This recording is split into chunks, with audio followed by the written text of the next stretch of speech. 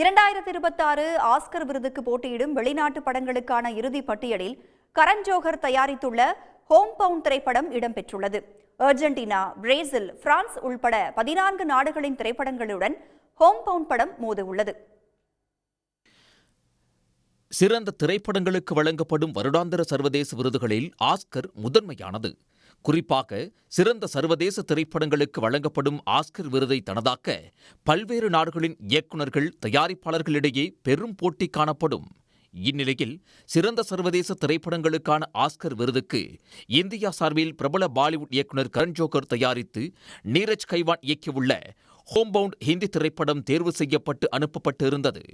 இந்த பிரிவில் உலக நாடுகளிலிருந்து ஏராளமான திரைப்படங்கள் களமிறங்கிய நிலையில் 15 படங்கள் அடங்கிய இறுதிப்பட்டியலை ஆஸ்கர் நடுவர்கள் குழு வெளியிட்டுள்ளது. இதில் இந்தியா சார்பில் பங்கேற்கும் ஹோம்பவுண்ட் திரைப்படமும் இடம்பெற்றுள்ளது. கடந்த செப்டம்பர் 26ஆம் தேதி வெளியான ஹோம்பவுண்ட் படத்தில் இஸ்கான் கத்தர், விஷால் ஜெத்வா, ஜான்வி கபூர் உள்ளிட்டோர் நடித்துள்ளனர்.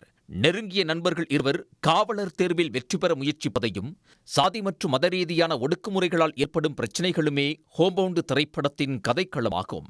ஹோம்பவுண்ட் படம் கடந்த மே மாதம் கான்ஸ் திரைப்பட விழாவில் திரையிடப்பட்டு விமர்சன ரீதியாக பாராட்டப்பட்டது.